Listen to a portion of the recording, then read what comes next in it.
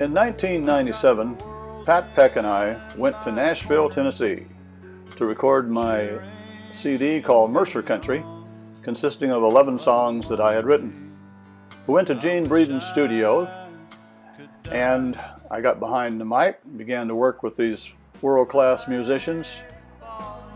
Dennis Payne was the recording engineer, and of course Gene Breeden was the owner and engineer. Here's Gene with Marty Privet, a great bass player.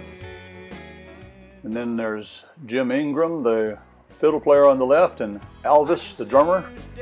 Gene Moles is not in these pictures. We had a great arranger, and this is the great backup artist, Marcia Ramirez, who sings on the CD with me. I had to think about it a lot, and I had to get my guitar in tune. But we did that, and we came up with a CD called Mercer Country. You can find that on the internet at mercercountry.com.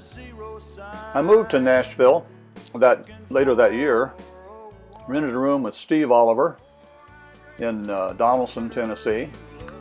Had my computer down the hall from my room and my recording equipment, music equipment. Then I moved to Hillsboro Village, and I found this store called Hardware, Etc., which was a hardware garage sale collector's store. He put stuff out on the street.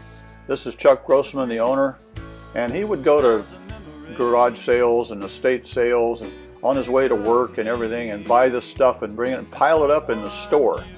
And these aisles were just full of stuff for sale, old stuff that people might want. He would rent this sometimes out to film companies, and as you can see, it was a pretty overwhelming situation.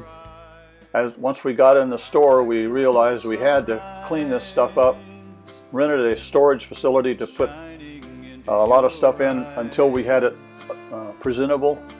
Behind that pile there is an FM transmitter. Up on the shelf was a box full of Army helmets. Just things you'd never imagine. Electronics from World War II, and of course hardware. We did a lot of key making, and that was actually our mainstay, making keys.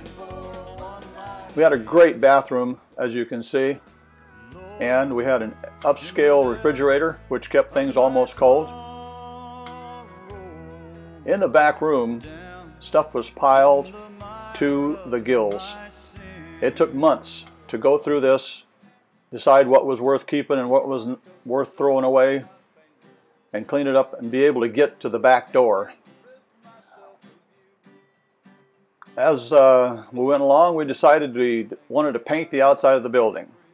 So we did that and made it considerably more presentable, in my opinion. We went through the fall and then into Christmas time, and Pat decorated the store. She was good at that. And we moved some things around and got it to where there was room in the front to actually sell stuff and have people come in and browse through books and things like that. And we hooked up with George Hamilton V for his Viva Las Vegas materials, and we'll talk about the rest in the next video.